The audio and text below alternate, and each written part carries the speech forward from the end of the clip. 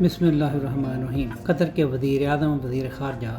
شیخ محمد بن عبد الرحمن آل ثانی نے حماس کی قیادت پر زور دیا ہے کہ وہ غزہ میں جنگ بندی اور قیدیوں کی رہائی کے لیے سامنے آنے والی تازہ ترین امریکی تجویز کو قبول کریں۔ انہوں نے دوحہ میں ہونے والی ملاقاتوں میں واضح کیا کہ امریکی تجویز جو سازشوں کے ذریعے سامنے آئی ہے، جس کا مقصد فوری جنگ بندی اور قیدیوں کی رہائی ہے، جبکہ اس کی شرائط پر عمل درآمد کے لیے امریکی صدر نے ذاتی گارنٹی دی ہے۔ حماس کی قیادت نے اعلان کیا تھا کہ اس امریکہ کی طرف سے تجاویز موصول ہوئی ہیں جن پر وہ سازشوں کے ساتھ مل کر غور کر رہے ہیں۔ صدر ٹرمپ نے اتوار کے روز اعلان کیا تھا کہ ان کی انتظامیہ نے حماس کو آخری انتباہ جاری کیا ہے کہ وہ اس پیشکش کو قبول کرے، اور اگر ایسا نہ کیا تو اس کے سنگین نتائج برآمد ہوں گے۔ عرب اور اسرائیلی میڈیا میں نئی امریکی تجاویز کے سامنے آنے والی شکوں کے مطابق حماس کو تمام قیدیوں خواہ زندہ ہوں یا مردہ معاہدے پر دستخط کے 48 گھنٹے کے اندر رہا کرنا ہوگا۔ اسی مدت میں فلسطینی قیدیوں کی بڑی تعداد بھی آزاد کی جائے گی، جن میں عمر قید کے سزا پانے والے اور غزہ کے قید بھی شامل ہیں۔ جنگ بندی کا آغاز فوری طور پر ہوگا جو 60 دن تک جاری رہے گی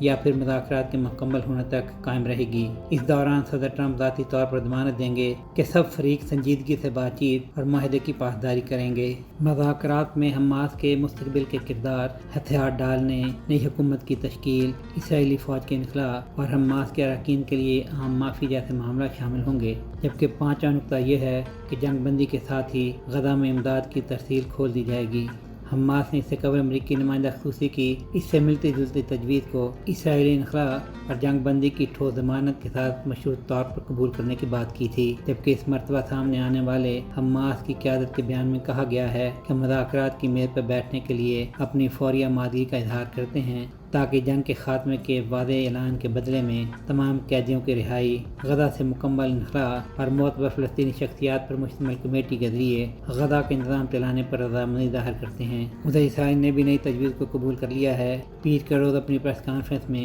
اسرائیل کے وزیر خارجہ گیڈون سار نے کہا، اسرائیل تمام قیدیوں کے بدلے اور حماس کے ہتھیار ڈالنے کے بدلے جنگ ختم کرنے کے لیے تیار ہے۔ اسرائیل کی حمایت کے باوجود کچھ تجزیہ کاروں کا خیال ہے کہ اسرائیل بعد میں اپنی تجویز کو گھمانے کی کوشش کرے گا اور دعویٰ کرے گا کہ اس نے اسے قبول کر لیا تھا، جبکہ حماس نے انکار کیا، جیسا کہ وہ پہلے سے کرتا آ رہا ہے۔ مزید برآں حماس نے بھی پہلے سے کہہ رکھا ہے کہ وہ اپنے ہتھیار صرف اسی صورت میں ڈالے گی جب اسرائیل غزہ سے دستبردار ہو جائے اور مقبوضہ مغربی کنارے اور غزہ پر مشتمل ایک فلسطینی آزاد ریاست کے قیام پر رضامند ہو جائے جس کا دارالحکومت مشرقی یروشلم ہو۔ سہیل شہریار، پاک ترک نیوز۔